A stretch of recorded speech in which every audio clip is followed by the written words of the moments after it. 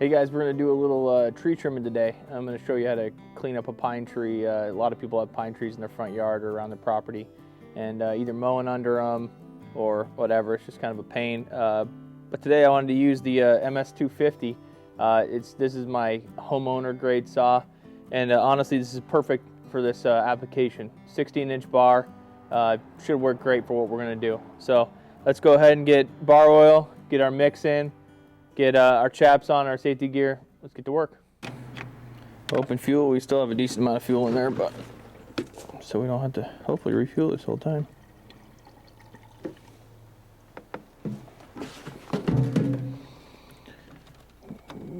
Mix goes in. I still like these steel bar caps, or the fuel caps. Bar oil. It's a little cold out today, so might take an extra minute.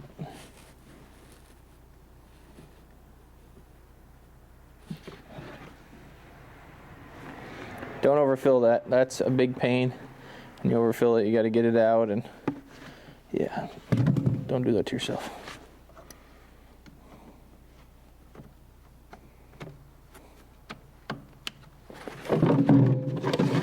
Chain still tack sharp. I think I sharpened it last time I used it. When we go ahead and check bar tension, we want to be able to come out a little bit. You should have like a 1/16 to maybe an 1/8 on the bottom. And it should move pretty freely. You obviously don't want it to come off, but you don't want it to be bound up. I have another video showing what can happen to the tip. This is where a lot of heat builds up, honestly, and on your cutting edge when you're cutting down.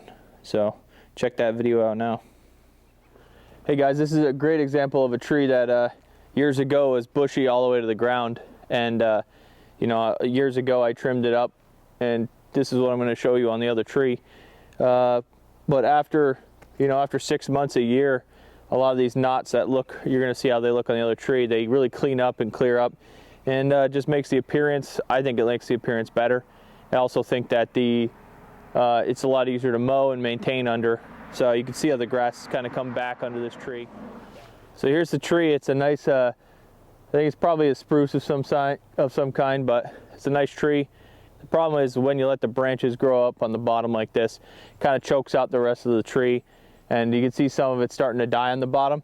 So in order to kind of take this part of the yard back, make this tree pretty again, we're going to trim up about 5 or 6 feet and show you how that's done. Well guys, this MS250, I filled it up, fuel, bar oil, and like I said, this is a great homeowner saw. I've checked the blade tension, chain brake is on, give it a couple of pumps. We're going to put it all the way down to the cold start position, and everybody's going to, for job starting, everybody's going to, the safety people are going to get all over me, but it is what it is. Hear it turn over once, then I'm going to flip it up to the second position.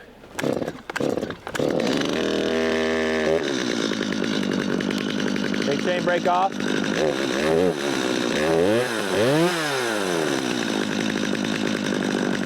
great. I haven't run this saw in about a year, about 6 months, and it just fires right up.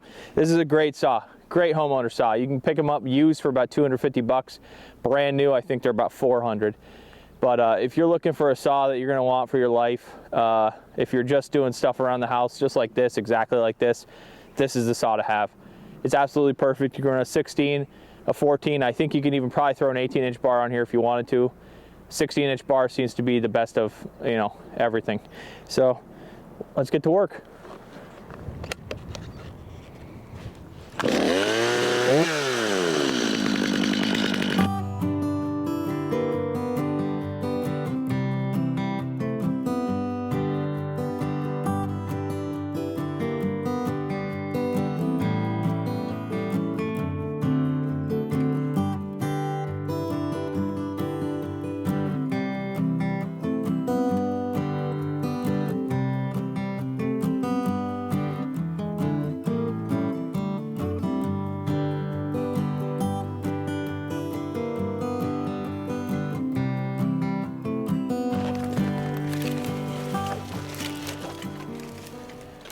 Guys, one thing I did want to mention when we're cutting on these branches, you want to try to always get your bar as far back as you can. You don't want to be cutting near the tip if possible, because if you start cutting right here, that's how kickback happens.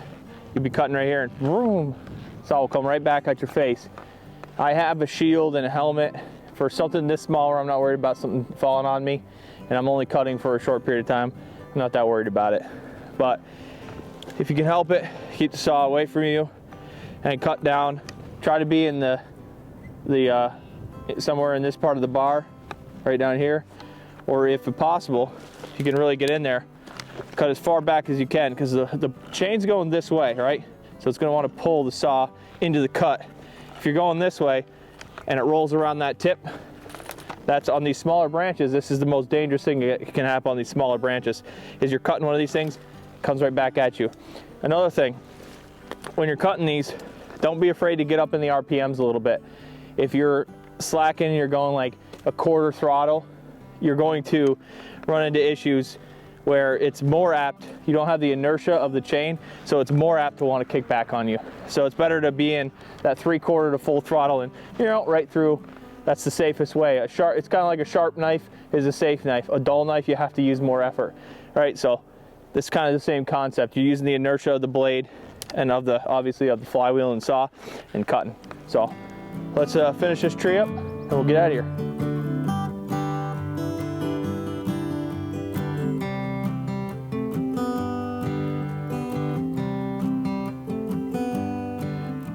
Well guys, as you can see, quite the pile just trimming at the bottom of this tree. But I think it looks significantly better.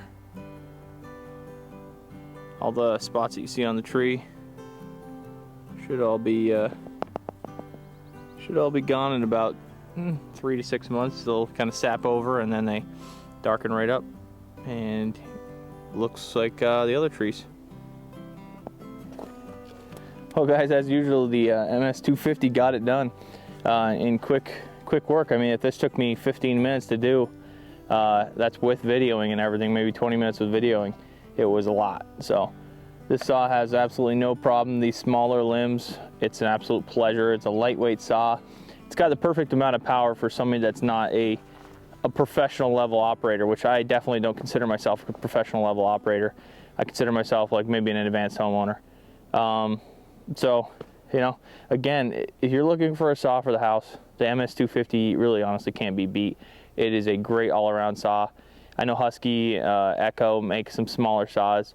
I don't have any experience with those. I have a lot of experience with the 250, and it is an absolute stellar saw. I would highly recommend it to anybody that wants to get into a chainsaw for the first time, if you're just looking for something to use around the house or some light firewood.